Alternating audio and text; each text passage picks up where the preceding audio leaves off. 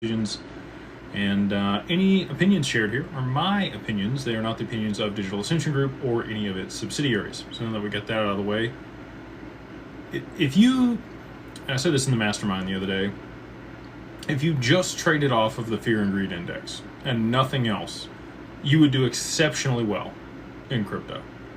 If you waited until things got into extreme fear and got around 10 on the extreme fear or fear and greed index, and then when it got up to extreme greed or into, greed in general and traded off of that, then you'd be buying pretty much the lows and selling pretty much the highs. It's very difficult to, time the market and have the perfect, exit and entry. But if you just use that one indicator in order to be able to trade off of, you'd be doing pretty well on the overall. So not telling you what to do, but with the fear and greed index being at 8, it's right around that 10 mark. You got a lot of people out there telling you that the market's going to go lower and, this isn't the bottom. And that always happens. It always happens around the bottom. That's what people, kind of feed into, and they think that they're going to be able to buy at lower prices. And then the market rebounds and then they miss out. I've watched it happen time and time again. And same thing at the top.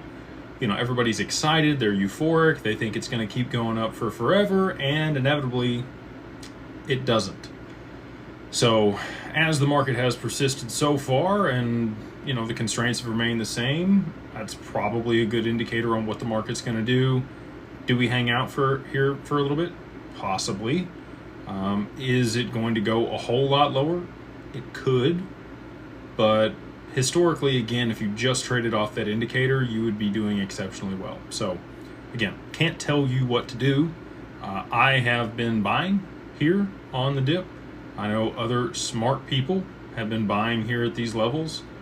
Again, could it go lower? Sure. But how much lower is it going to go? Right? It's not playing limbo. If it is, the bar is already pretty much on the floor. So, we're down 60-70% off the highs for XRP.